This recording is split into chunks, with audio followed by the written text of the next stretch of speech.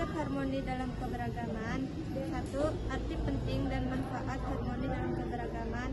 Harmoni dalam keberagaman menjadi hal penting dalam rangka menjaga kestabilan dan kesejahteraan masyarakat. Harmoni dalam keberagaman kehidupan berbangsa dan bernegara mengacu pada hubungan yang baik antara individu dengan individu, individu dengan kelompok, dan kelompok dengan kelompok yang berbeda dalam masyarakat dengan menjunjung tinggi sikap toleransi di tengah perbedaan agama, ras, budaya, dan sebagainya. A. Kesadaran diri. Kesadaran diri merupakan suatu upaya menempatkan diri untuk menerima perbedaan. Kesadaran diri tercerminkan ketika berpartisipasi dalam berbagai kegiatan yang diadakan oleh individu atau kelompok yang mempunyai latar belakang berbeda. B. Sikap menghargai perbedaan. Setiap individu atau kelompok dalam masyarakat niscaya memiliki perbedaan, seperti dalam hal agama, budaya, suku, bahasa, dan latar belakang. Oleh sebab itu, menghargai perbedaan merupakan kunci utama terciptanya harmoni dalam kehidupan bermasyarakat, berbangsa, dan bernegara. C. Sikap toleransi. Sikap toleransi merupakan sikap paling menghormati perbedaan antar sesama manusia yang tidak menyimpang dari aturan. Sikap toleransi sangat penting dalam menciptakan harmoni dalam keberagaman.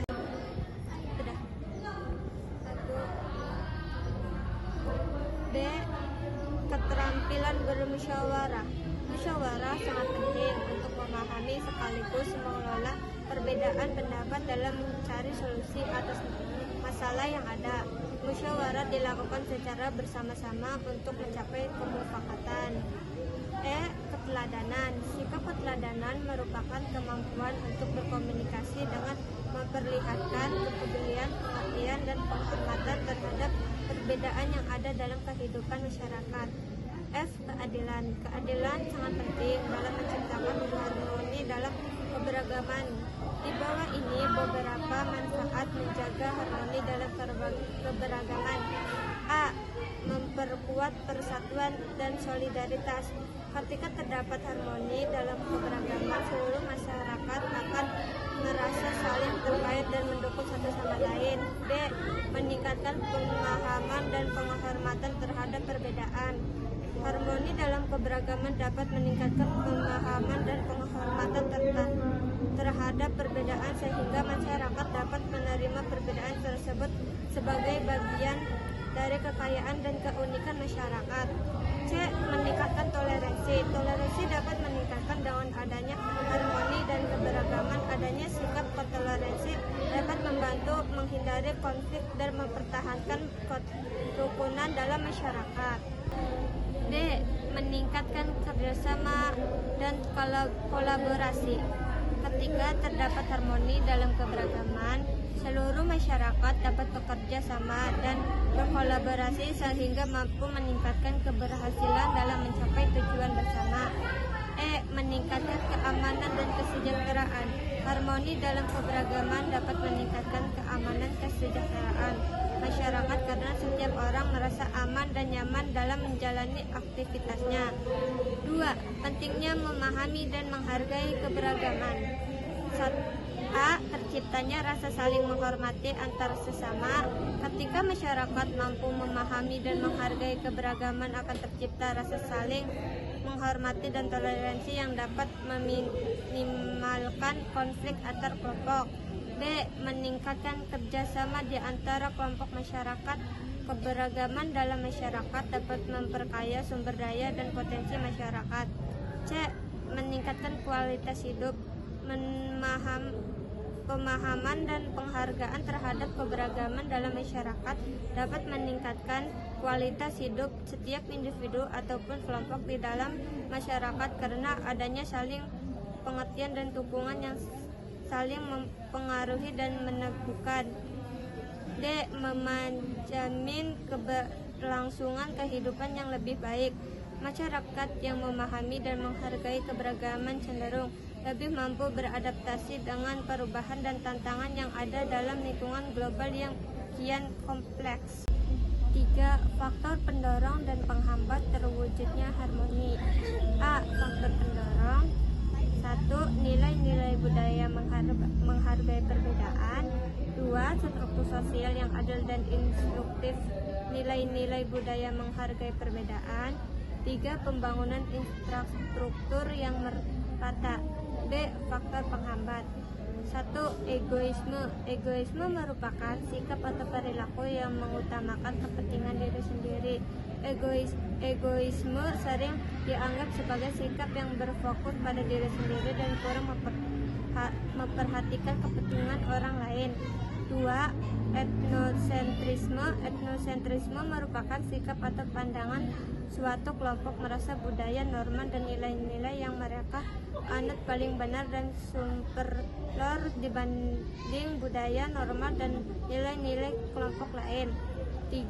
Eksklusivisme merupakan suatu sikap atau pandangan yang meyakini bahwa hanya satu kelompok atau gelombang yang mempunyai hak atau akses eksklusif terhadap kebenaran tertutup terhadap individu atau kelompok lain.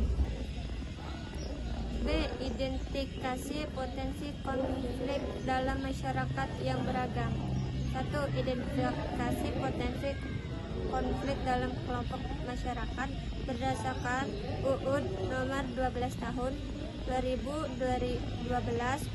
Konflik adalah perseteruan dan atau berbenturan isi dengan kekerasan antara dua kelompok masyarakat atau lebih yang berlangsung dalam waktu tertentu dan berdampak luas yang mengakibatkan ketidakamanan dan disintegrasi sosial sehingga mengganggu stabilitas nasional dan menghambat pembangunan nasional. Terdapat beberapa alasan mengapa identifikasi konflik di tengah masyarakat yang beragam penting untuk dilakukan, di antaranya sebagai berikut. A.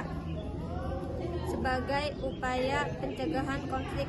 Identifikasi konflik dilakukan untuk memetakan potensi-potensi konflik yang mungkin muncul dalam masyarakat sekaligus menyusun langkah-langkah pencegahan sesuai dengan nilai Pancasila. B. Berencana pengelolaan hubungan dan komunikasi antar kelompok yang berbeda dengan meningkatkan sikap toleransi dan penghormatan martabat antar sesama. C. Sebagai upaya mitigasi konflik. Supaya mitigasi konflik dapat dilakukan berbagai cara seperti pemetaan potensi konflik, koordinasi lintasi sektor, dan pengangkatan hukum. D. Mempersiapkan diri untuk berbaur dengan kelompok masyarakat yang beragam. Ketika berada dalam tatanan masyarakat yang lebih luas, diharapkan kita lebih mempunyai bekal dalam bergaul. 2. Faktor penyebab konflik dalam kelompok masyarakat. A. Perbedaan tingkat pendidikan. Perbedaan tingkat pendidikan dapat menjadi penyebab konflik dalam kelompok masyarakat. B. Ketimbangan sosial dan ekonomi. Ketidakadilan sosial seperti ketimbangan distribusi kekayaan, hak, dan kewajiban dapat memicu konflik dalam suatu kelompok masyarakat. B. Perbedaan pandangan politik. Perbedaan politik dan ideologi seringkali menjadi sumber konflik dalam kelompok masyarakat karena adanya perbedaan pandangan.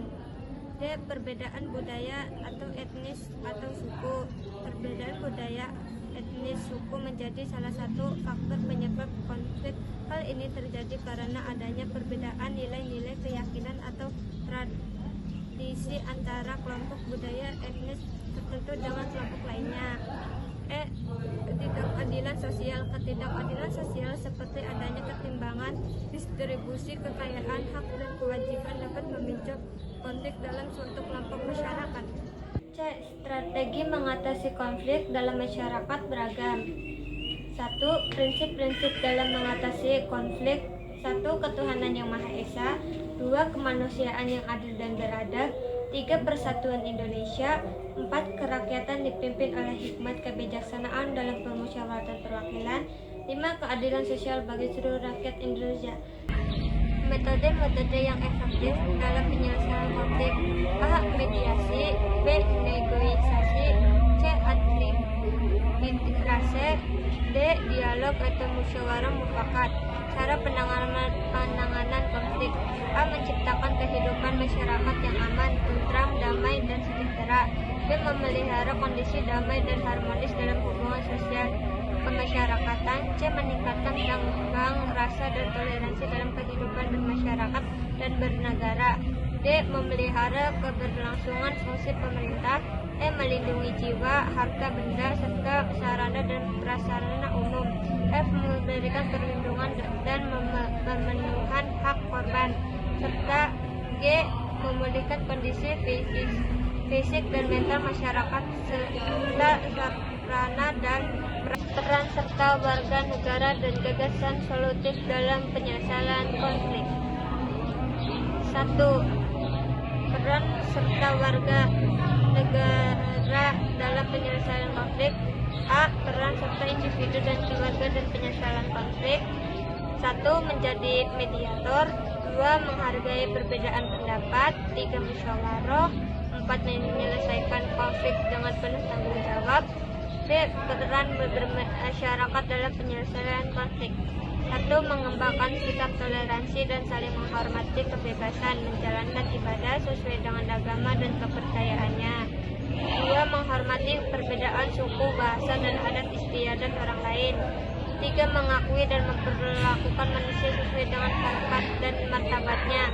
4. Mengakui prasmanan derajat serta prasmanan hak dan kewajiban asasi setiap manusia tanpa membedakan suku, keturunan, agama, kepercayaan, jenis kelamin, kedudukan sosial, dan warna kulit. 5. Mengembangkan persatuan Indonesia atas dasar Kebinekatunggalaan. Serta 6. Menghargai pendapat dan kebebasan orang lain. C. Peran serta negara dalam penyelesaian konflik: 1. Menjaga perdamaian dan keamanan. 2. Beradaptasi dalam proses demokrasi. 3. Menghargai dan hak-hak asasi manusia. 4. Musyawarah. 2. Gagasan solutif dan penyelesaian konflik: A. Meningkatkan kesadaran dan penghargaan terhadap keberagaman. D. Memberikan kesempatan yang sama. C. Menjaga keseimbangan antara hak individu dan kepentingan publik. D. Mendorong musyawarah dan kerjasama antar kelompok. E. Menghormati dan hak asasi manusia. F. Dengan mengambil gagasan solutif yang adil dan berkeadilan.